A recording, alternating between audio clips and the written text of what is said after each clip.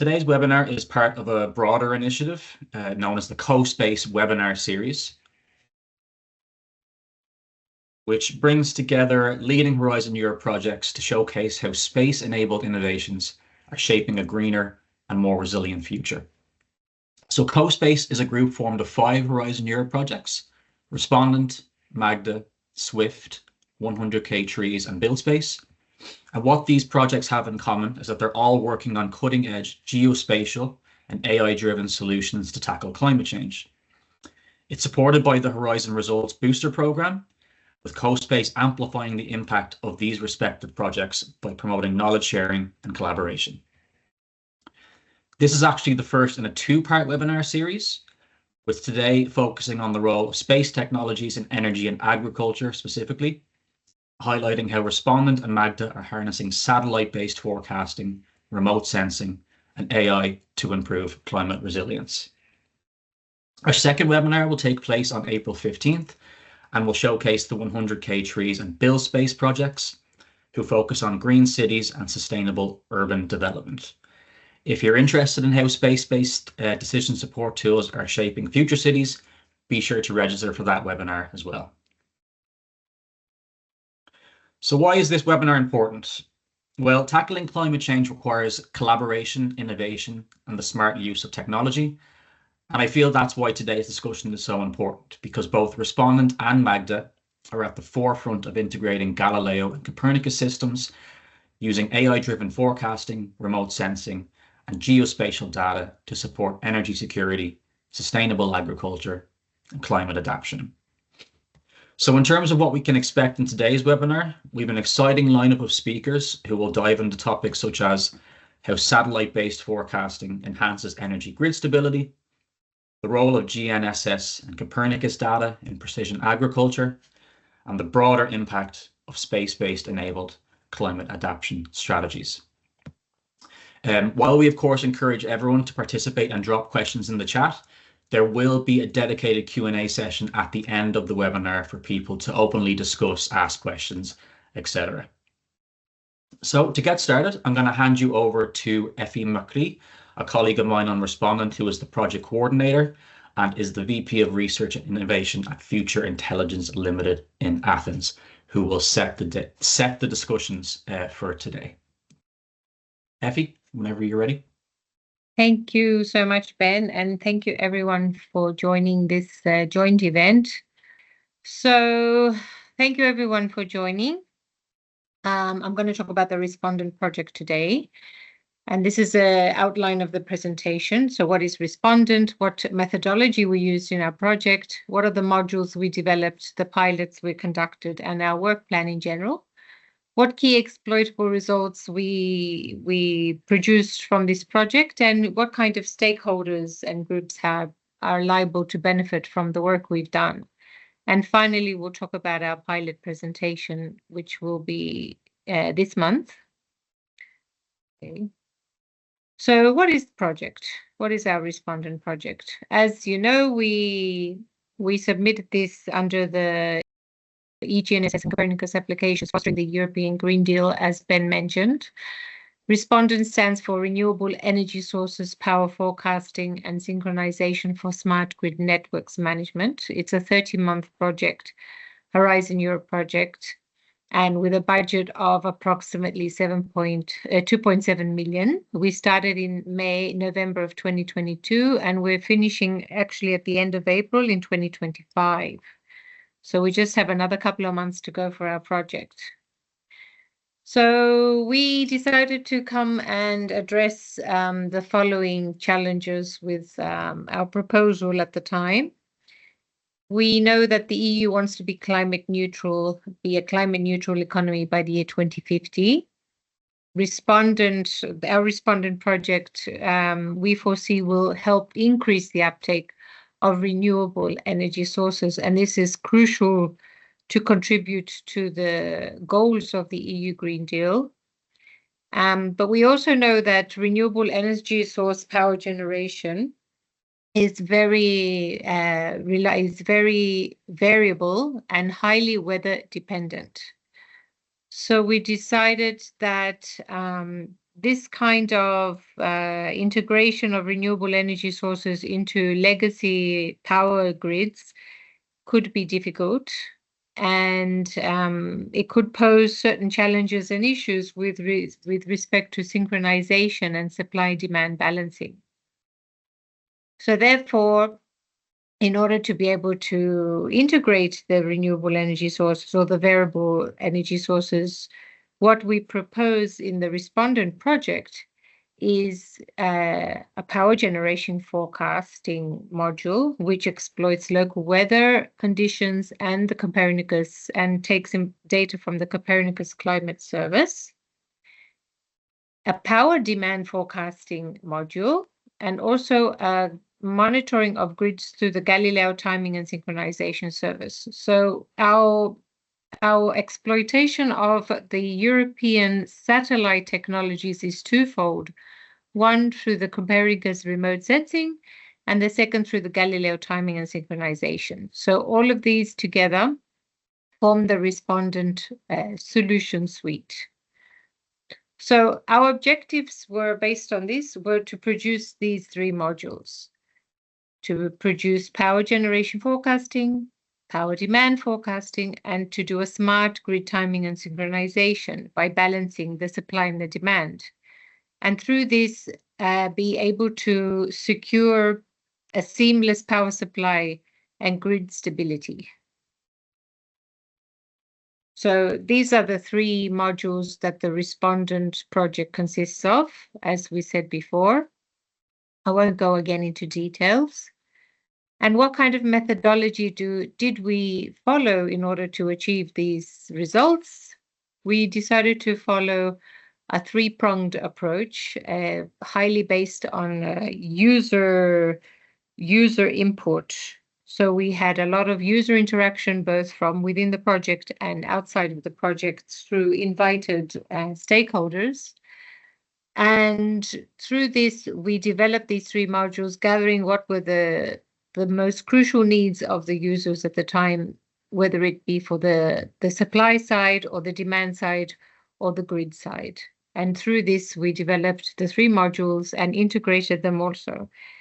And in order to ensure that we were able to offer something that met the user requirements, we decided to validate our solutions through 2 pilot demonstrations, which I will talk about further along.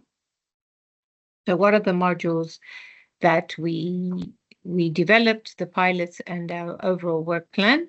So again, the power generation forecasting module, it utilizes the Copernicus Earth observation program and its advanced capabilities to estimate climate and weather forecasting. But in collaboration with the Earth observation data, we used also local weather station data to provide a more accurate picture of the ground truth regarding the weather forecasting.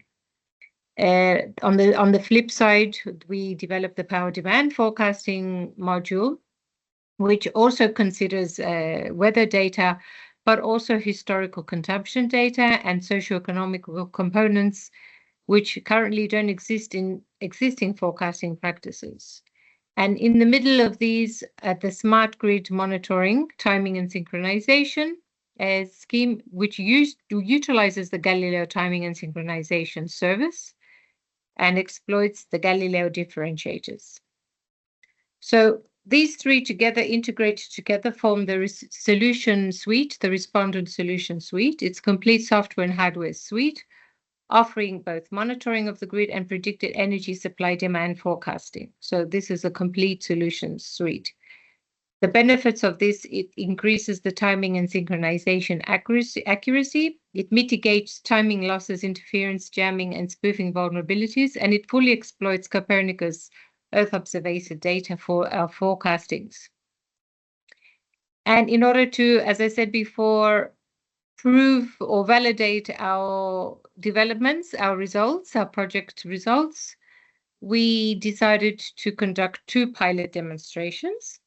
Pilot 1 was focused on the power generation forecasting module. It already took place in Athens last October. And the purpose of this pilot was to validate this renewable energy source power forecasting AI/ML algorithm that was developed under real conditions. So the pilot was collecting data, real data, live data at the time, and providing the forecasts. And our second pilot is coming up in a couple of weeks' time. And the second pilot will validate and demonstrate the full solution suite. So I will talk about that at the end of my presentation. Here are just a few snapshots or screenshots of our power generation forecasting solution. And my colleague Andreas will be providing a demonstration of this. And here are some more screenshots for the weather forecasting part. And this is a screenshot for the power generation forecasting part. And what kind of stakeholders are likely to benefit from our respondent solution?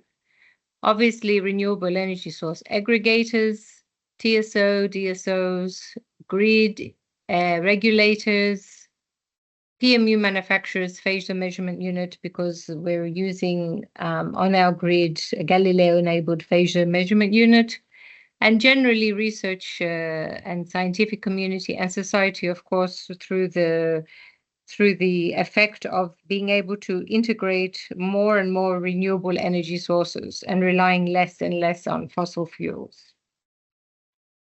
So these are the key exploitable results. They just follow our developments, and these are the people or the partners of the project who would benefit or own from them, and the customers. So we already have a DSO in our consortium as well as res aggregators. And just to finish off with my presentation, I will talk about our final pilot demonstration, which will be held in Barcelona in Spain. So it's set to take place on the 27th of March. And the purpose of the second pilot or the final pilot of our project is to demonstrate the AI-driven power generation and demand forecasting and the Galileo-enabled PMU technology for real-time grid monitoring. So this includes an integration of nanosecond level time synchronization and accurate demand-side forecasting, and displays an independent EU-based time synchronization solution, which we've developed within our project. So I would like to invite anybody who's interested to follow our pilot. There's a possibility to come to the actual site, or you can follow online as well. And we'd be very happy if you could register. I'm sure Ben will provide the registration information for the pilot. And it's very near now, maybe within the next 2 weeks, 12 days or 2 weeks. So I'm very just happy. To say, Effie, sorry, the date is actually the 28th. Sorry, that's a mistake. It's the 28th, yes. But I will definitely send out invitations to everyone present here. That's wonderful. Thank you so much, Ben. So up next, we have a presentation session from Magda, which will be delivered by Eugenio Rialini, who is the CEO of Geomatics Research and Development and the Magda Project Coordinator. So the floor is yours, Eugenio. Let me know if you don't see anything. So Magda, thank you. Stands for Meteorological Assimilation from Galileo and Drones for Agriculture, but aside from the acronym itself, in overall, the target of the project was to integrate GNSS, Sentinel, so GNSS including Galileo, of course, Sentinel, Copernicus, Meteodrone, and in situ observations for weather warnings and irrigation advisories in agriculture. The Magda project started in November 2022 and is set to be completed by the end of April this year. So for the previous project, we are almost at the end. So the main goal, as I said, was to integrate all these different technologies in order to develop a complete tool chain that could be beneficial to end users, so farmers basically, for basically getting information about extreme weather and advisories about crop irrigation and crop monitoring in general. The consortium is composed by these partners. So GRED, we are coordinating it, and we are dealing with the GNSS and Galileo signal processing, and the demonstrator on the here in Italy. And the Cima Research Foundation dealing with the numerical weather modeling. The Meteorological Agency of Romania dealing with the Copernicus Sentinel and the demonstrator in Romania. Future Water dealing with the hydrological model, Mines and Sparks with working on communication, dissemination and exploitation. CAP 2020 for the in-situ sensors, the dashboard that allows end users to see the data and interact with the results, and the APIs, and helping with the demonstrator in France, and finally Meteomatics that provided the Meteo drones. So the MAGDA concept is summarized here.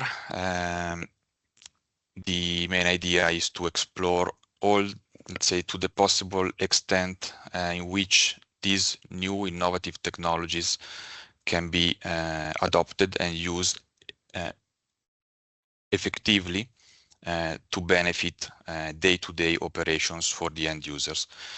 So these are all technologies that are not commonly used in agriculture, but they have a strong potential, of course, for providing useful insight and data for day-to-day operations. And so we put together all the experts needed for testing all these technologies, and through a continuous interaction with the end users, which were involved in the project since the beginning, build up all that is needed in order to let them exploit effectively such data for agricultural operations. As I mentioned, MAGDA planned to have 3 demonstrators targeting different crop types. So the demonstrator in France, in Burgundy region, was targeting wine grapes. The demonstrator in Italy, in the Piedmont region, targeting fruit plantations. And the demonstrator in Romania, in Braila County, targeting cereal crops.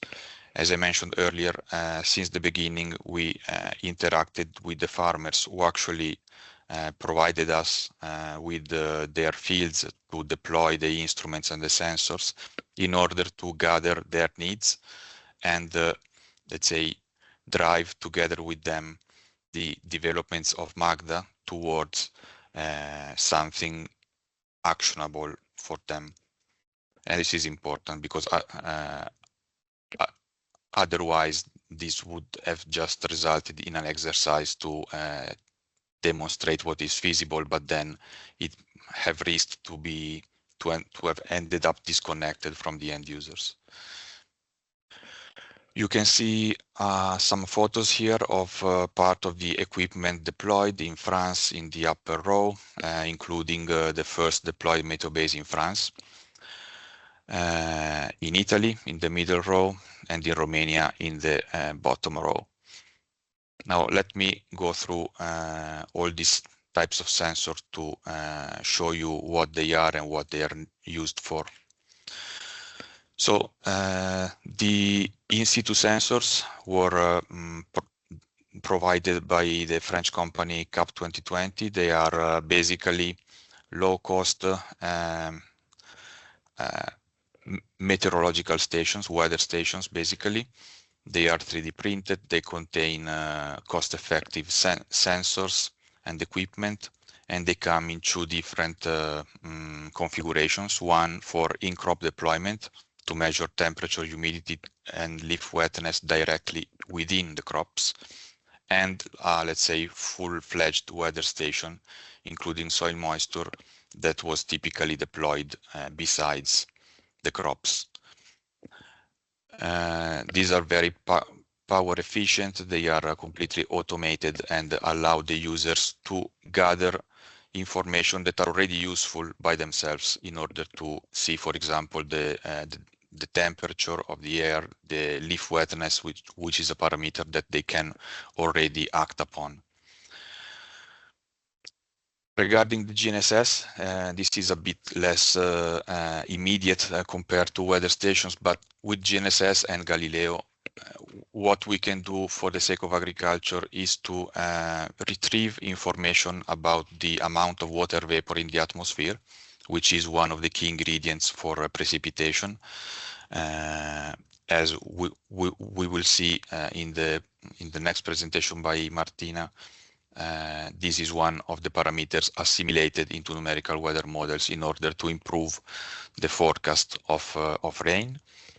And we exploited the GNSS stations and GNSS signals and Galileo signals also for experimenting with soil moisture retrieval. So basically this exploits the fact that GNSS signal coming from the satellites bounce off the surface of the ground, and depending on how they bounce and how they are received by the GNSS antenna, it's possible to retrieve information about the amount of moisture in the soil. So these were the two parameters provided by GNSS. Regarding method drones, these are quite innovative and new technologies and that basically are set to substitute traditional weather balloons and radiosondes. Basically, they have a drone that automatically, but still controlled by a remote operator, flies up to 6 kilometers of altitude and basically sounds the atmosphere, sensing weather parameters such as pressure, temperature, relative humidity, dew point, wind speed, and direction, and basically provides profiles at every few hours that can be used for by weather models in order to improve weather forecasts. These are completely, so you see the box here that automatically opens up, lets the drone fly. Then when the drones come back, it is charged and the box closes up again. And basically this allows to improve the number of atmospheric sounding that can be done compared to traditional weather balloons, which typically are launched just twice a day. And it provides, let's say, a more vertical measurement on the site compared to weather balloons, which drift due to the wind. Regarding Copernicus Sentinel data, these were used in order to derive information about the moisture stress index, MSI, the normalized difference vegetation index, NDVI, and the evapotranspiration. These were and are currently still being produced based on Copernicus Sentinel-2 and Sentinel-3 satellite data. And here you can see the whole algorithm and data processing steps that are used automatically in order to provide the MAGDA models with up-to-date images and information about these parameters. All the sensors that I am showing here are currently providing information continuously from the 3 demo sites that I have shown earlier. Regarding the numerical weather model, I won't spend too much time because Martina is going to provide a presentation just on this, going into details on what we have done in this domain. But just let me say that we have used the WRF model, and we have assimilated data from ground-based weather radars that are already deployed in the respective countries, and from MAGDA's in-situ temperature sensors, GNSS-derived parameters such as the ZTD and the method drone profiles in order to evaluate their impact on the forecast of weather events. The output of the numerical weather model run by CIMA with WRF and the measurement themselves, for example, from the in-situ data from the METIS stations that we have seen earlier, together with the Copernicus NDVI parameter, are used as input for the hydrological model run by partner Future Water. For this model, we have used the SPY model that basically can do all the computation and modeling to provide end users with information about the amount of water suggested to be used for irrigating the crops.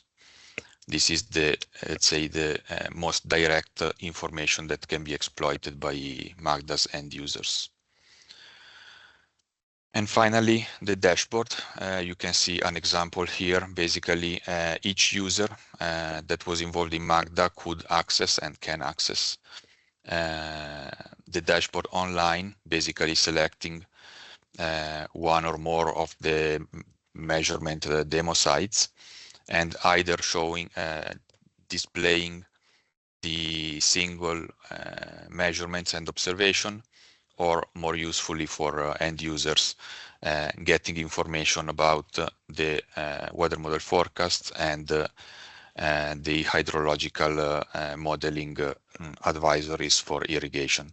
So basically, this is we provided and set up a system that can be accessed by browser, by mobile phones, and that can be also integrated with existing farm management system through APIs. So if the farmer already use a farm management system, they can still, let's say, ingest information produced by the MAGDA systems into the system by APIs. And that's it for MAGDA. Let me know if you have questions, but in the next section for question and answers, as I understand. Thank you. Excellent, thank you, Eugenio. Really insightful and good to get an idea of the great work that the MAGDA project is doing. Appreciate it. So next up, we'll have a presentation from Martina Lagazio, who is a researcher in meteorology and climatology with the CIMA Foundation. And I believe we'll see a presentation of the weather forecasting module. Thank you all for joining this webinar. After what Eugenio presented about the whole MAGDA project, I will go a bit deeper into the weather forecasting system that we developed in MAGDA and the results that we achieved with the sensors that he introduced before. So, okay. I start again from the three sides. Eugenio already spoiled the WRF domain. However, the first, let's say, problem was to produce forecasts in three different sites that were quite far, especially the Romanian one from the other two. So to solve the meteorological fields at such high resolution, we used 2.5 resolution in the highest resolution domain.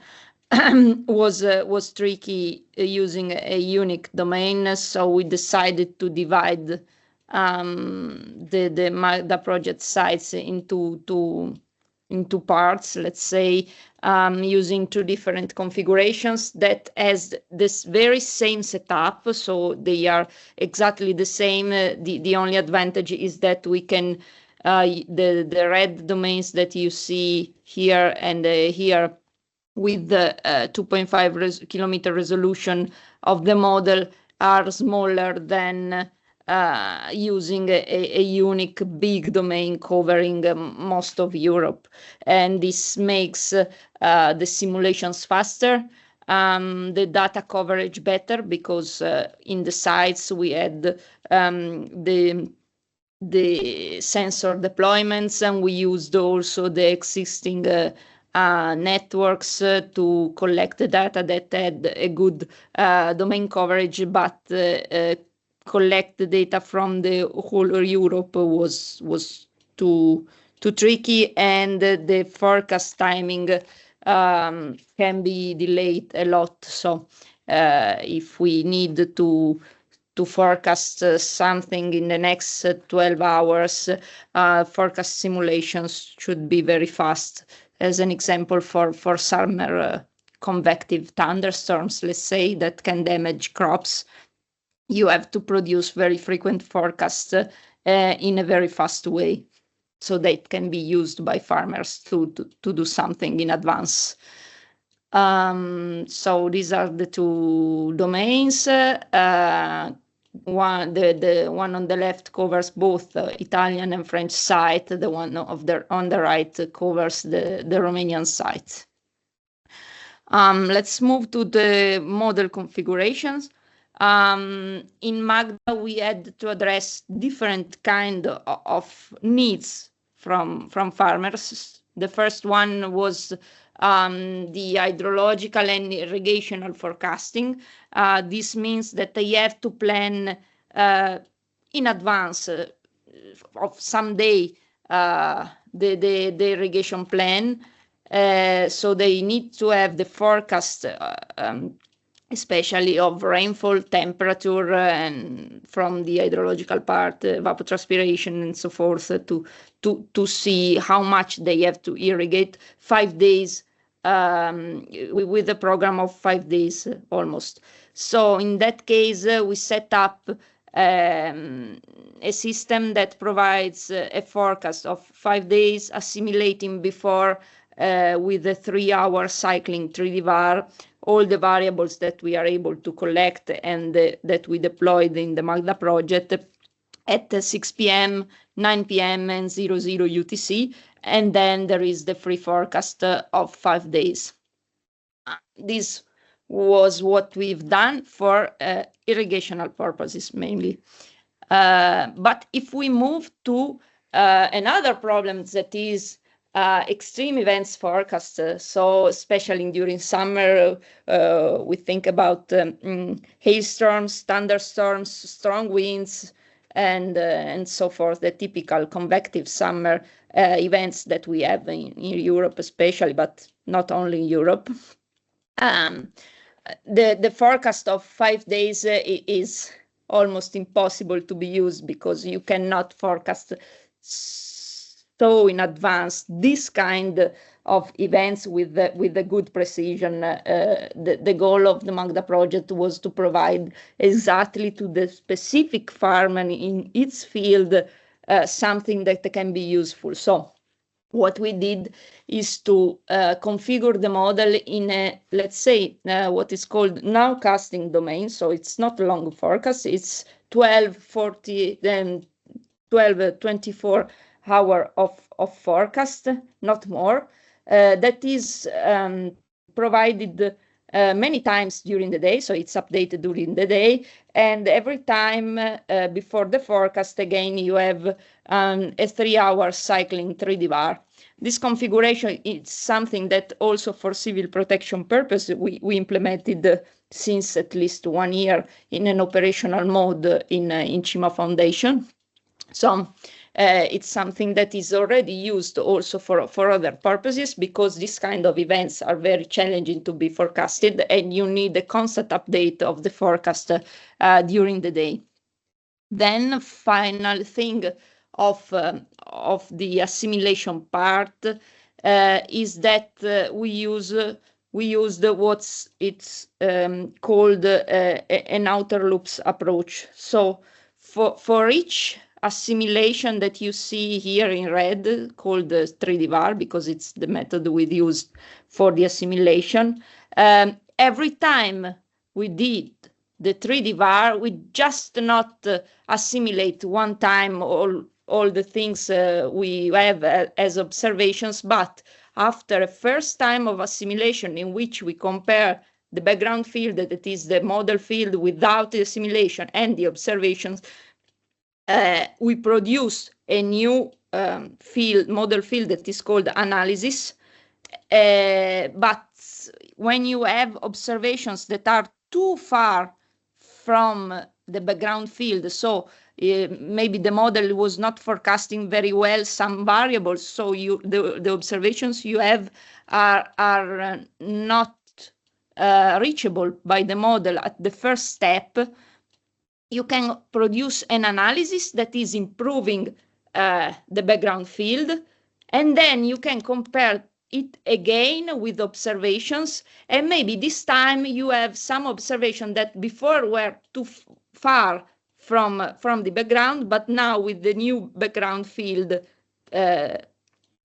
retrieved from the first analysis, you can then include it. And if you see the table here, as an example for the temperature, if we use only one outer loop, so this process of comparing background and observation and produce an analysis, you see that you are rejecting almost 50 stations, 47. If you use two outer loops, you are rejecting, so the observations that are too far from the model, 25 stations. Instead, when using three outer loop, you are rejecting just 12 stations. This means that you, in this way, in each assimilation cycle, you are able to include as much observations as possible.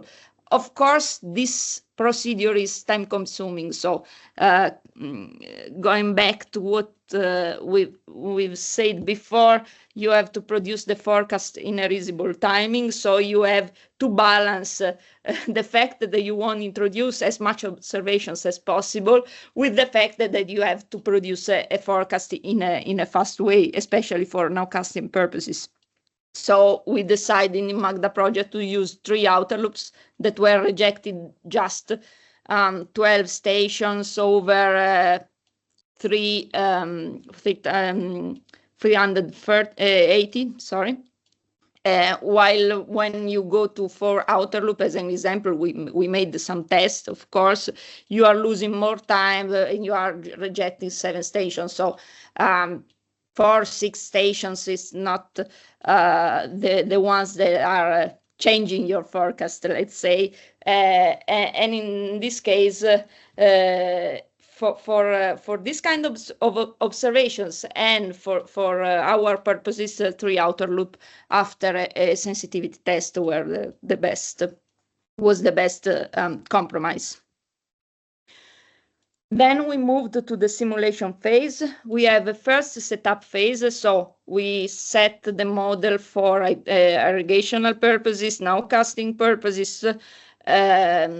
We set the physical parameters.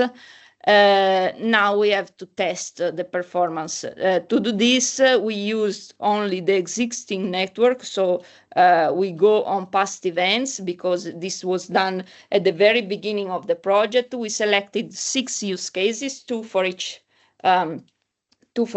site with the different meteorological events. You can see here Romanian and French, they were most interested in hail events, so we selected hail events.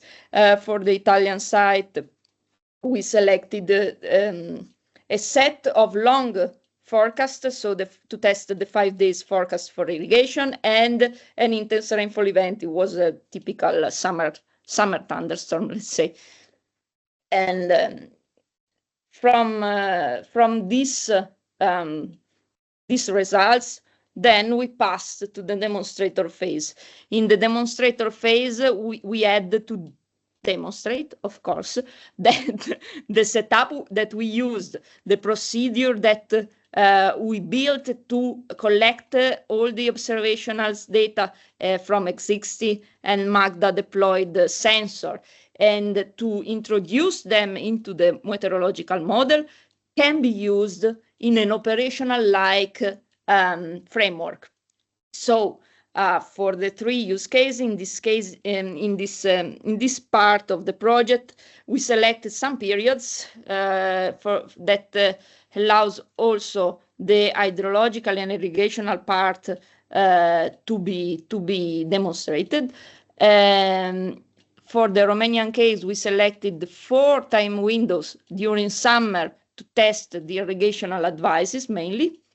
For the Italian use case, we selected one time window for irrigational advice, while for the French use case, in which vinery were the crop that was selected and they are not irrigating it, we focused on the convective events such as summer storms in 2 days, in which we had good major drones flights to test also the assimilation in a, let's say, operational like mode.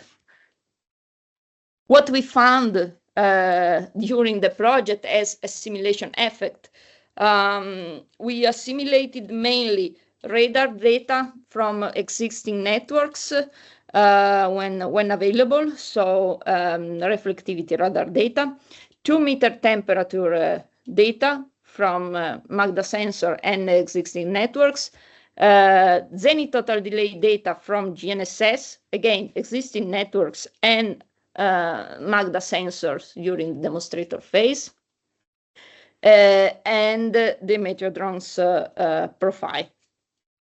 Starting from the 2-meter temperature and the zenith total delay, I presented before a slide saying that we use a 3-hour cycle in 3D VAR. So here we are assimilated at 0, 3, and 6 time every 3 hours. What you are looking to is mean and standard deviation of 2-meter temperature on the left and zenith total delay on the right. Let's focus on the mean. The behavior is almost the same on the standard deviation, so we can retrieve also some information from the mean. There is the difference between observations minus background. Background is the model field before the assimilation, and the difference between observations minus analysis. The analysis is what we obtain at the end of the assimilation as model state to start the new forecast. As you can see, as an example, the residuals between background and analysis at the first assimilation instant is good, because it's the model is moving. 0 is the best score, of course. The model is moving towards observations in a good way. Then you produce 3 hours of forecast until the next assimilation step, and you see that you are diverging again from 0. It's something normal when you correct the model, and then you still have a small error that propagates in time. So you correct it again. From here, there is observations minus background. You pushed the model toward observations, in this case, thermometer observations.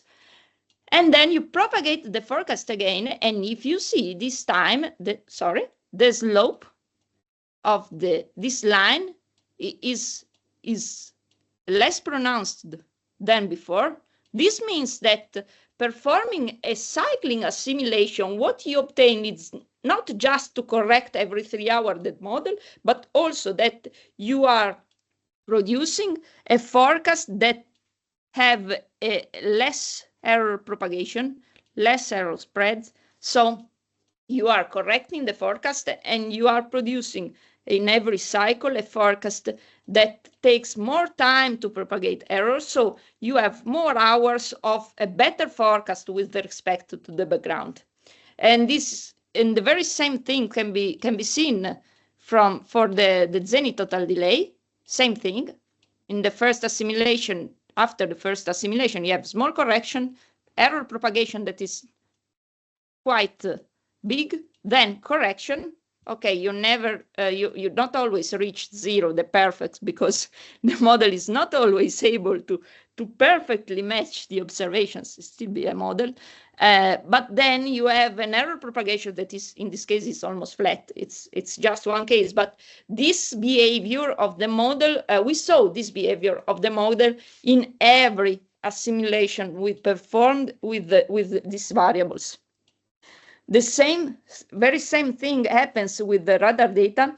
In this case, you see just 3 and 6 has assimilation timing. This is because the time zero, let's call it as time zero, is the model initialization.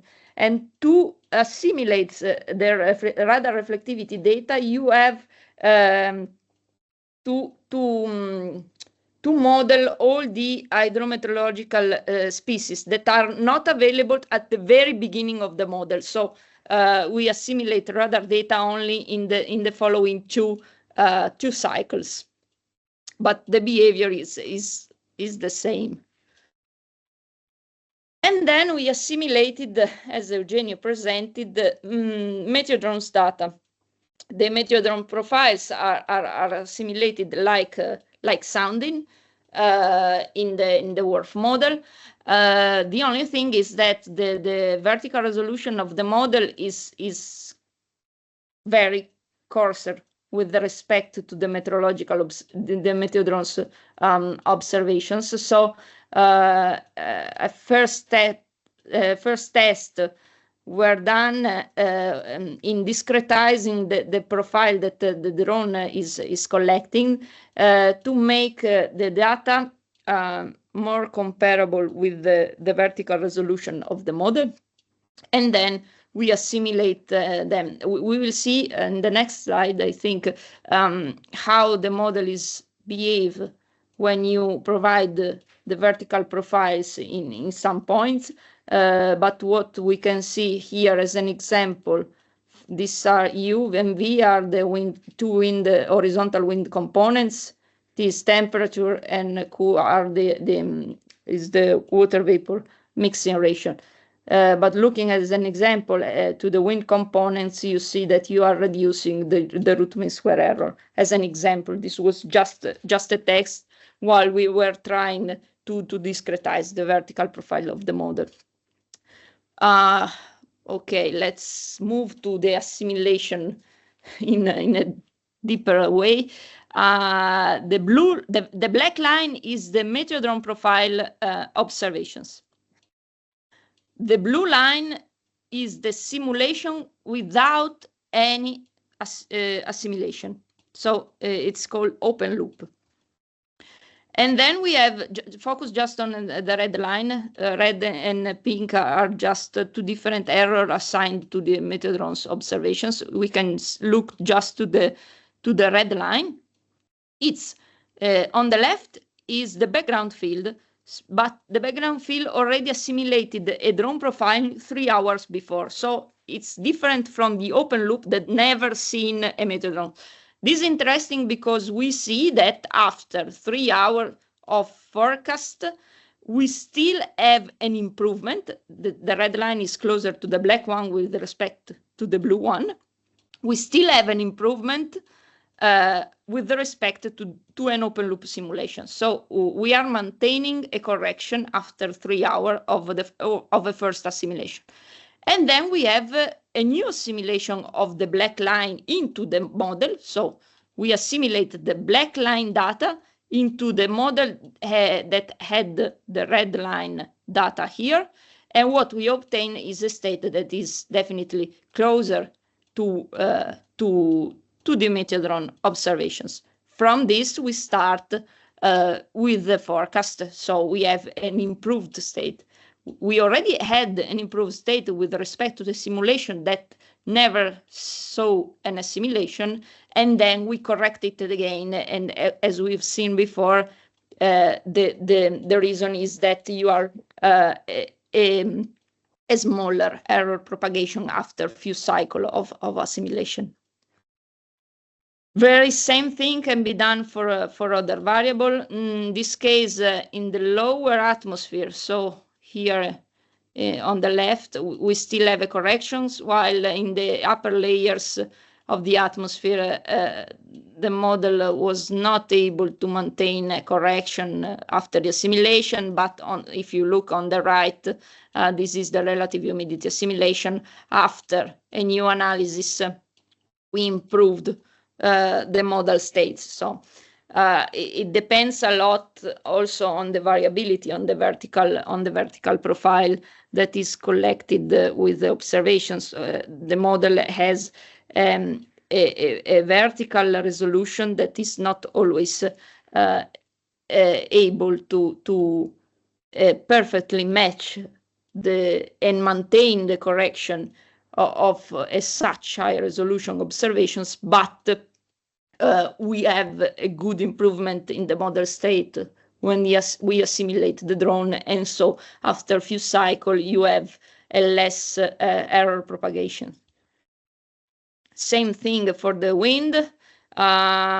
This is the wind cosine, so that we can see the two wind components in the same way. Best is 1 in this case. You have a maintenance from the previous cycle of the model that already assimilated some data with respect to the blue line that is without any assimilation, and we further improved it after another assimilation cycle. Let's move to something that is the nowcasting phase. So this is a rainfall forecast. This time we are not just looking to assimilation instance. On the left here you have the open loop, so the forecast without any assimilation, that is the orange shadows. With respect to the observations, that is the blue line, at different rainfall threshold, 5 millimeters first row, 10 millimeters, 20 millimeters, 30 millimeters, the last row. On the right, there is the same thing, but with data assimilation. And it's evident that looking to the orange shadow, especially starting from 10 millimeters, but also from 5 millimeters, we have a big improvement with the assimilation that is matching very well the observations that are the blue lines, the object in the blue lines. This is representing the rainfall pattern, because we are trying to forecast the correct rainfall pattern and also the current rainfall amount over a very specific area. And this is the way that we validate the model. I will not boring you introducing it. However, what we see is that we are comparing the two objects, the observed and the model object, open loop in blue, data assimilation in green. The red line is the best score, and what you can see is, of course, what we already see from the picture is that the centroid distance of the two objects is very improved with the assimilation, also the orientation of the object and the intersection area. So this means that the data assimilation model is in the most correct place with respect to the open loop simulation. It's just my conclusion. What we found in the project is that matching together the MAGDA sensors observations deployed during the MAGDA project with existing networks in a specific set data simulation process, we were able to improve the forecasts, especially for the first 10-12 hours. So in the nowcasting mode, when you have to produce a forecast of intense convective events, you have a very good improvement with the data simulation. Of course, you are losing it when you provide informations on longer forecast for irrigational advice, but in the irrigational advice, you are not trying to fight an extreme event. So you just have to provide an idea of an irrigational program for the next 5 days, and then every day we update the forecast. So you have time to correct the irrigational advice daily, or at least every 2 days, let's say. So these are mainly the results, and then if there are some questions, I will be happy to answer. Thank you. That's great, Martina. Thank you so much. Really, really interesting to learn more about that module with Magda. Okay, next up then we have the demonstration of Respondent's power generation forecasting module from my colleague on the Respondent project, Andreas, who is also a front-end engineer at Future Intelligence Limited, which will then be followed by a presentation from Mirto, who is also on the Respondent project and is an R&D and AI engineer at Future Intelligence Limited. So yeah, the floor is yours, guys. Hello, everyone. Thank you for joining us today. As Ben said, I am Andreas Tsaroupas. I work for Future Intelligence, and I am the front-end engineer of the Respondent solution. I'm so excited to introduce and walk you through the demonstration today, which will be focused, as Effie mentioned, on the power generation forecasting module of Respondent suite. I will walk you through the demonstration through the module's dashboard, which is a web-based user interface, showcasing the module's core functionalities and innovations. So before we start with the actual live demonstration, I would like to refer to the responsive design of the solution. And the primary use of this solution is designed for web application on desktops, as it provides a comprehensive dashboard experience that's best suited for large screens. And while the app is responsive and can display properly on tablets, it's not recommended for use on tablets or mobile phones due to the detailed nature of the interface, the amount of data displayed, and the complex interactions with the graphs and the charts.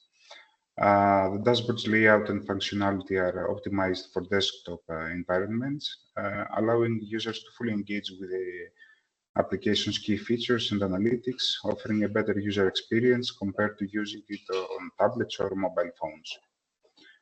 So as you can see here, this is the login screen for the Respondent solution, and the user, whether a renewable energy source owner, an aggregator, an administrator, will enter their credentials, and upon successful authorization, as you can see,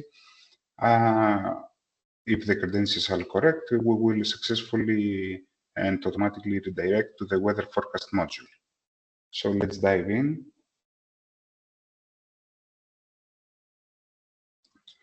So, as part of the power generation forecasting module, we have the weather forecasting component, this one, you can see on your screen. And this component is responsible for monitoring both forecasted and real-time weather data for this specific photovoltaic plant. So the forecasted data here are generated using a combination of the following sources. The first one is the Copernicus Earth observation data. We also gather historical and real-time data from local weather stations, and historical and real-time data from the photovoltaic plant itself. These data inputs are processed through our weather forecasting modules, which generate predictions for pressure, air temperature, air humidity, solar radiation, and cloud cover, which then are displayed in the following cards. So, starting with the first one, we can see the plant detail card, and this card displays all the essential details of the plant, including its name, its status, online or offline, and its size with respect to the park's energy output. It also features an interactive map, as you can see right here. We can click on this icon right here, where again we can see the name and the status of the photovoltaic plant. There's also a home button that resets and focuses on the plant's location. Okay, there is the live data card right here. This card displays the latest real-time data from the local weather station in a table format. And as you can see the sensor type right here, the values of each sensor with the corresponding unit, and the timestamp that the latest data insertion was accomplished. So as you can see, it's live. Here are the latest values. And there are another 5 attribute cards for pressure, air temperature, solar radiation, cloud cover, and air humidity. So for the graphs, using the graph, you can see that each attribute card contains a graphical representation of both forecasted and real-time values. The x-axis displays the timestamps of the current day in 1 hour intervals, while the y-axis represents the attribute values. The forecasted series now are divided into 2 parts. As you can see, there's the past and the ahead. So past refers to the forecasted values from the start of the day and up to the current time, where the user is actually logged in and uses the solution. And the ahead series refers to the forecasted values from the current time and until the end of the day. And that applies to all the cards. So the graph has some functionalities. We can zoom in or zoom out to a specific time frame to see more details about our data. There is a home button that resets the graph to its original state. And there is a menu right here, as you can see, where the user can select and download the chart data into an SVG, a PNG, or a CSV format. Beside this menu right here, there is also an export chart data button right here, where the user can select again between an XLSX format or a CSV, and he can download the data for all the graphs. So as you can see, they're all live. We can hover to one timestamp and we can see all the values of all attributes in the rest of the charts. And this weather forecasted data is the key to determining the power generated. Moving on to the next one, this is the power generation forecast module. So this module consists of 3 cards. The first one, again, is the plants card, where we can see the name of the photovoltaic plant and its status, if it's online or offline. There is, it could be the case that there will be more than one photovoltaic plant. So this will be depicted here in a list format. So the power generation forecast card, this is the main feature of the page. And starting at the top right of the page, you can see right here, there is a switch button that allows you to toggle the unit of the graph. And the available options are the energy in kilowatt hours, and we can switch to power that is in kilowatts. Okay, so there is a control panel right here where you can choose to show hour intervals or quarter intervals right here. We can toggle with this switch the view to see 1 day or 3 more days, including this one. And there's also a button here for the exportation of the data, again in an XLSX format or a CSV format. So this aggregation switch, as we said, as you can see, if I switch it, now the intervals are becoming into quarters. And if we switch back to hour, there's 1 hour intervals between the data in the graph. So this main card right here, again, you can see here the name of the plant, its status, and on the top right, you can see the coordinates of the specific photovoltaic plant. Next, there is a table presenting the performance statistics. So each row contains metrics related to the predicted values from the power generation forecast, along with the respective values and accuracy indicators. All of these metrics are described in detail by clicking this information button right here, located in the top right corner of the table. And upon doing so, a small modal will appear presenting all the relevant information and explanation regarding the metrics. This includes descriptions of each metric, as well as the associated accuracy thresholds. A more detailed description will be provided by my colleague Merton in the next presentation. So about the graph, as we said before, the x-axis here represent all the timestamps of the selected time frame, split it on 1 hour intervals or 15-minute intervals, depending on the selection of the aggregation period by the user. The default value is set to hourly intervals. And on the y-axis, as you can see, there are the values of the forecasted power with the corresponding unit. And as we said, by default, the initial state of this component uses energy as the pre-selected value for display. The aggregation period is set to hour, and there is the 3 days ahead forecast. So the series for the graph itself, it's the actual generation, which is the real-time data of the photovoltaic plant retrieved directly from the plant. There is the day ahead, so the forecasted power generation values for the current day and the next 2 days. The past estimation is like in the weather forecasting module. This refers to the forecasted values from the start of the day up to the current time, where the user is actually logged in and using the dashboard. And the upcoming production refers to the forecasted values from the current time and until the end of the day. As you can see, if we hover a point on the graph, and depending on the aggregation period, there is a tooltip displaying the values of all data series for the specific timestamp.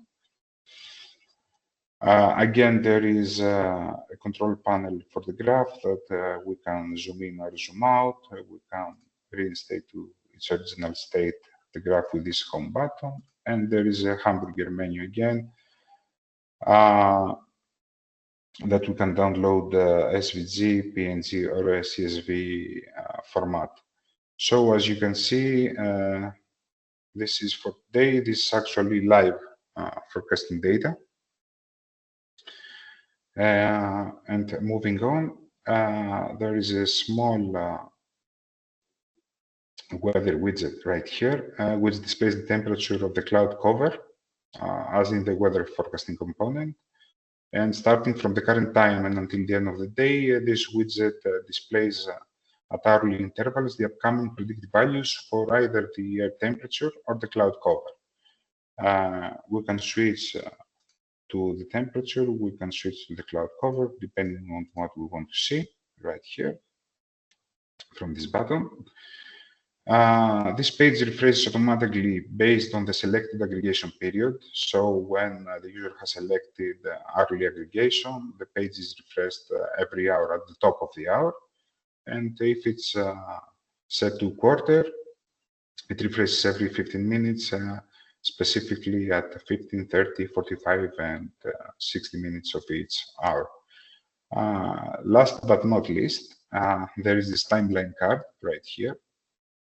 So this timeline card is an interactive feature that allows users to retrieve both forecasted and real time power generated historical data from the plant. Users can choose between 3 predefined time frames. This is set by default to today, which retrieves the historical data for the current day. There is the yesterday button, which retrieves the historical data and the predictions for the day before. There is the last week that retrieves historical data for the last 7 days, including the current day. And there is also a custom date picker, where the user can select a time frame ranging from 1 to a maximum of 7 days. And it's worth noting here that, let's say if we go back 1 year, and we select a week to fetch the data. As you can see, the data are all here.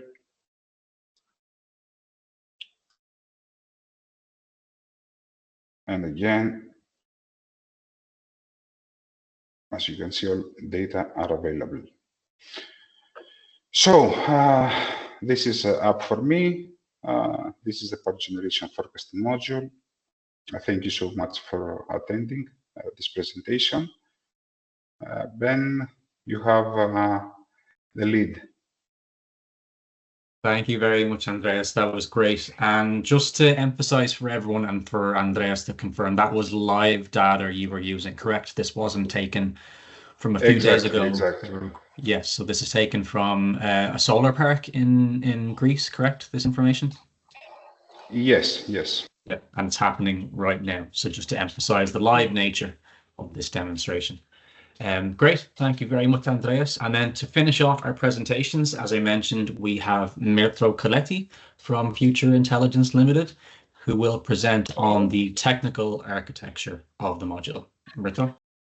I am an AI R&D engineer at Future Intelligence, and I will show you some aspects of the power generation forecast module and some technical details of its architecture.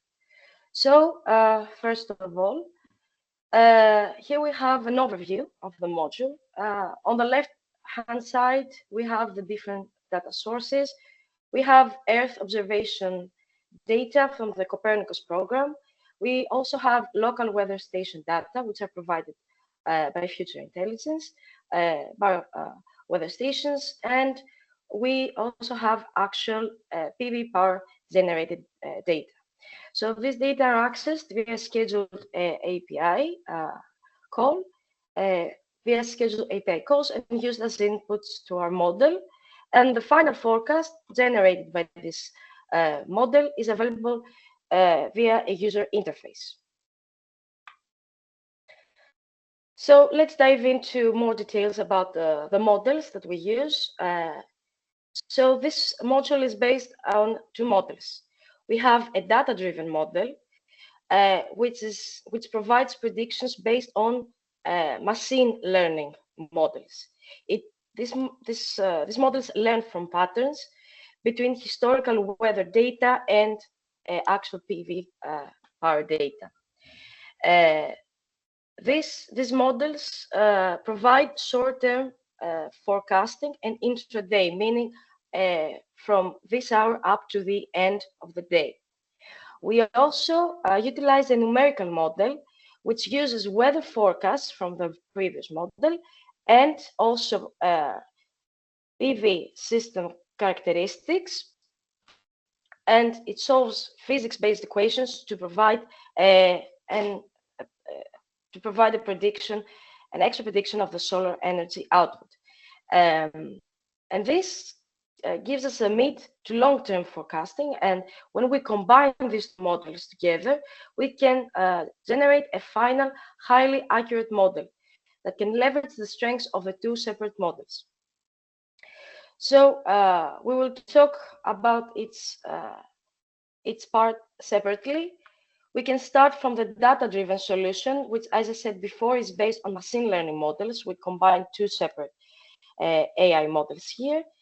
And we can forecast from 1 up to 3 days ahead.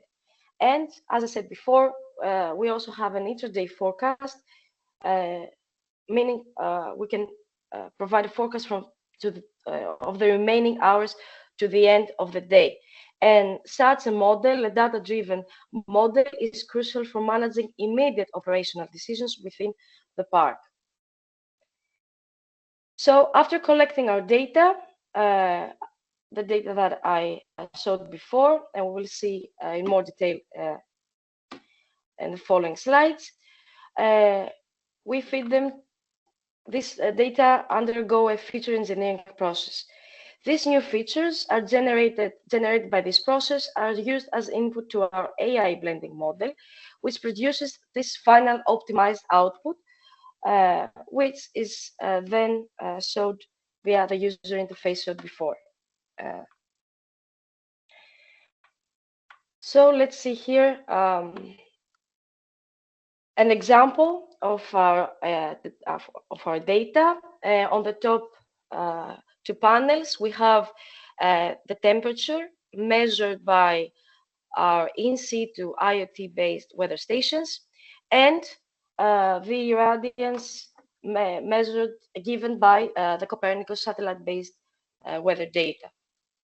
And on the bottom panel, we have historical PV power data. These are examples of the data, the actual data used in our models. So we have here some specifications of our in-situ weather data. So this table presents the main features of the sensors that are integrated in the weather, integrated in these weather stations. The major measurement data gathered from our sensors are transmitted to the FinUp Cloud platform through wireless technologies. You can see here. And what we can clearly see is that these data have high accuracy and high resolution, which is very, very important for such a task. Here we have an overview of the Copernicus datasets of the yes, and here we have some specific characteristics again. Here it's important to see that again these data have also high resolution, spatial and temporal, which is also very important for forecasting. So let's see now, after we collect our data, as mentioned before, these data undergo a feature engineering model.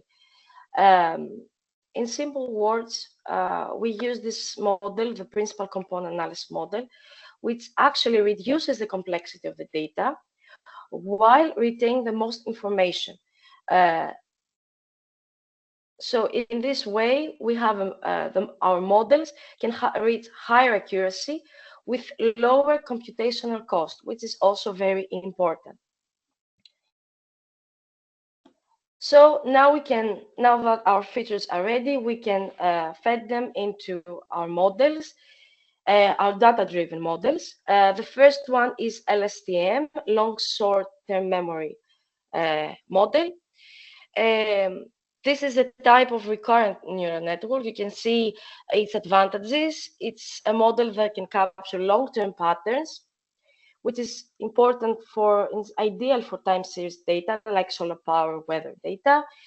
It can be trained efficiently. It can also handle complex factors such as weather and irradiance, and it can adapt to changes as it can learn from evolving patterns over time.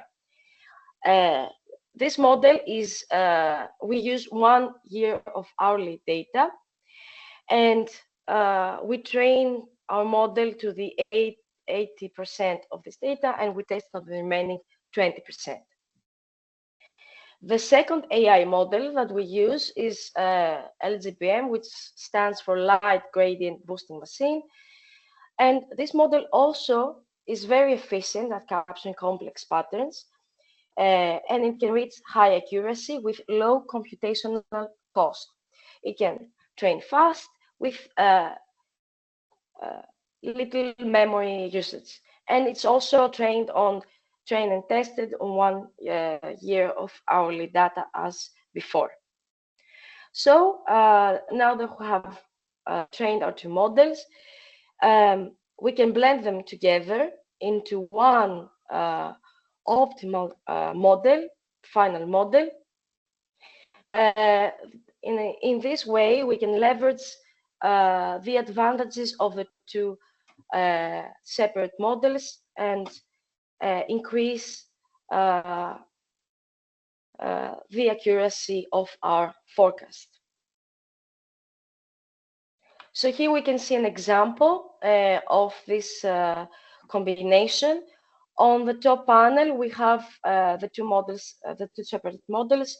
The red curve shows the LSTM model, the forecast provided by this model, and the LGBM forecast.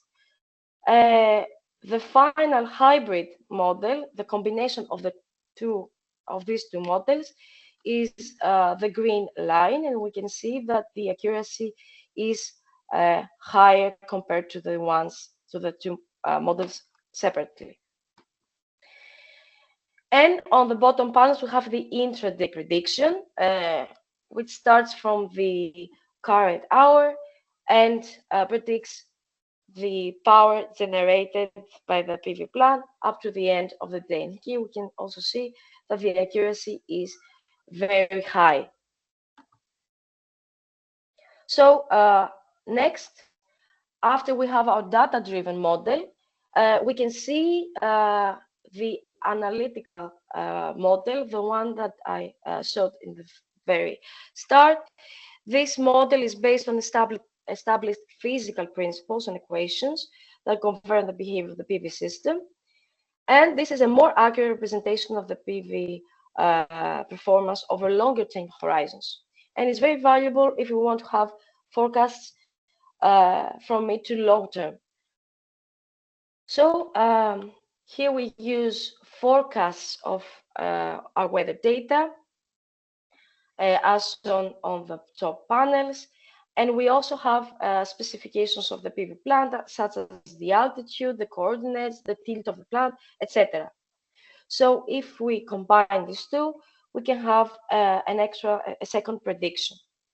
So the final step is to combine the data-driven solution and the numerical one. We have an integration of these two forecasts, and now we can have a long-term forecast from 3 up to 6 days ahead. And in this way, we can capture both short-term fluctuations and longer-term trends in power generation. And in this way, we have very high accuracy compared to the two solutions separately. And here we have the final result, the final hybrid model. Here we plot the models separately, the LGPM and LSTM models, as shown before, the blue and red lines. Here we have a 3 days window, 3 days ahead window. The purple line is the numerical model, and the green line is the final hybrid model, that we can see that it has the higher accuracy compared to the other models. The numbers here are actually the error, meaning the difference between the model and the actual power generated by the PV plant. So a lower error means higher accuracy. So that's everything. Thank you for your attention.